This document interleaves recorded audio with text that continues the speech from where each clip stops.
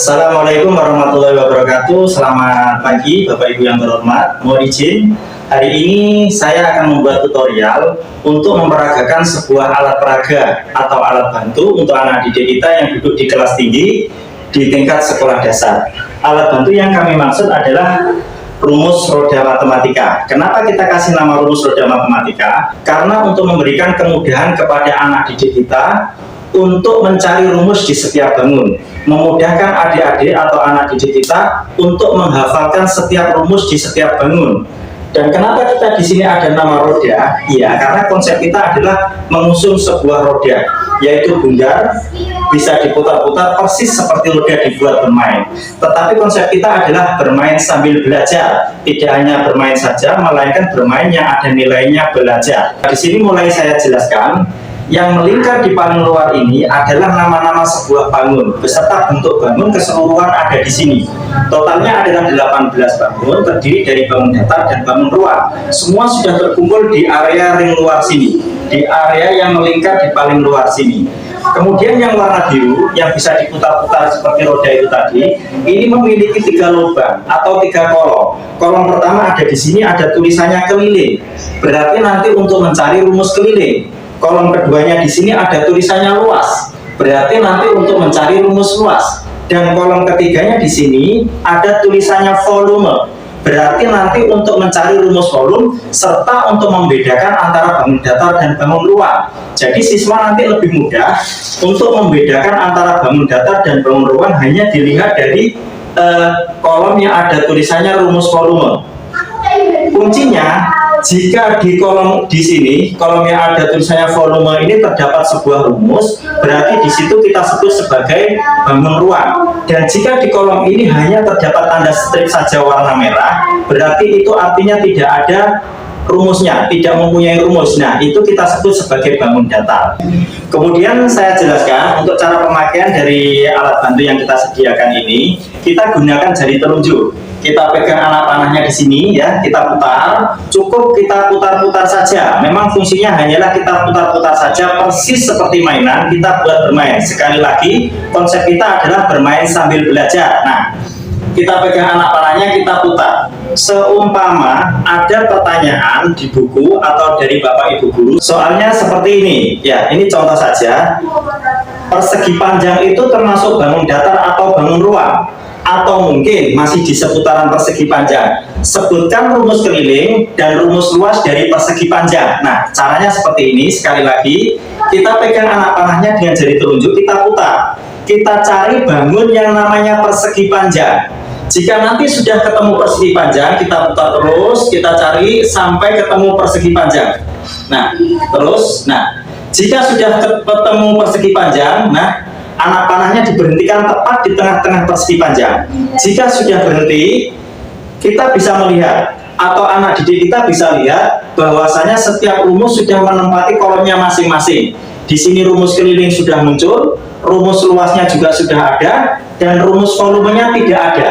Karena di sini adalah kita berhenti di persegi panjang. Persegi panjang ini tidak memiliki rumus volume, sehingga di sini tidak nampak rumusnya. Nah, disinilah kita sebut persegi panjang sebagai bangun datar. Kita coba sekali lagi, kita arahkan anak panahnya ke salah satu bangun ruang. Nah, kita coba salah satu bangun ruang, mungkin kita coba di kerucut. Nah, alat bantu yang kita sediakan ini nanti mampu tidak menunjukkan rumus volume dari kerucut. Kita coba sekali lagi, kita pegang anak panahnya, kita putar. Kita putar, kita cari bangun yang namanya kerucut. Nah, setelah ketemu bangun yang namanya kerucut, kita berhentikan lagi, kita pastikan. Nah, di sini rumus volume dari bangun kerucut sudah muncul. Itu menandakan apa? Bahwa menandakan kerucut adalah termasuk bangun ruang. Nah, dari sini anak didik kita itu akan sangat diberikan kemudahan untuk membedakan antara bangun datar dan bangun ruang. Padahal sementara ini banyak siswa yang bingung cara membedakan antara bangun datar dan bangun ruang.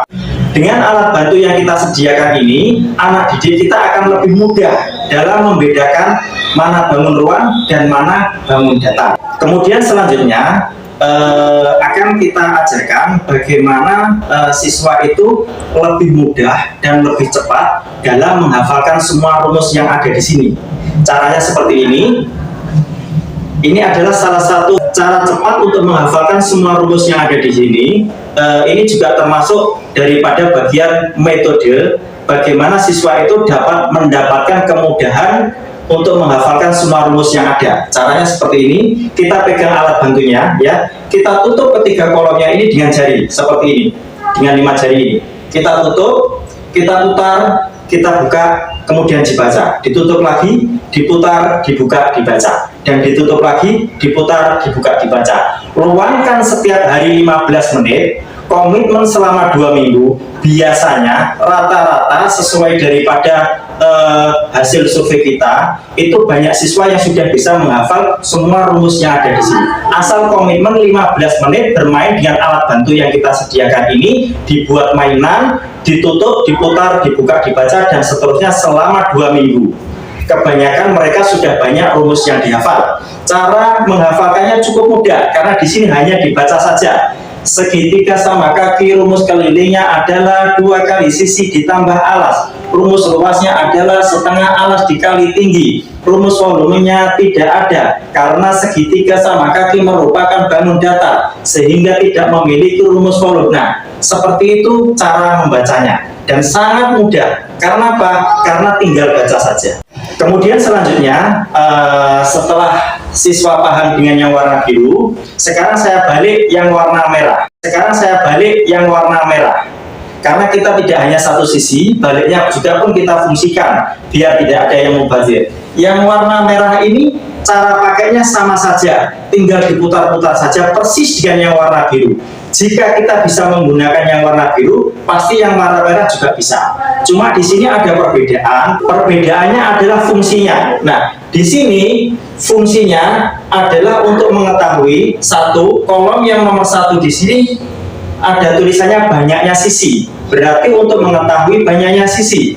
Kolom yang kedua untuk mengetahui banyaknya rusuk. Kolom yang ketiga untuk mengetahui banyaknya titik sudut. Yang keempat untuk mengetahui banyaknya simetri lipat. Dan yang kelima untuk mengetahui banyaknya simetri putar. Jadi di sini yang warna merah ini kolomnya makin banyak, yaitu ada 5.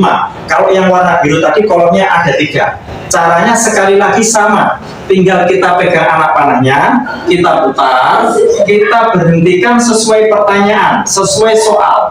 Jika sudah ketemu dengan apa yang dipertanyakan, anak panahnya diberhentikan. Setelah berhenti, maka secara otomatis setiap jawaban akan menempati posisinya masing-masing. Setiap kolomnya akan terisi dengan jawabannya masing-masing. Jadi kita tidak perlu ragu lagi, atau siswa tidak perlu lagi untuk menyebutkan banyaknya sisi berapa, rusuk berapa, titik sudut berapa. Di sini sudah jelas.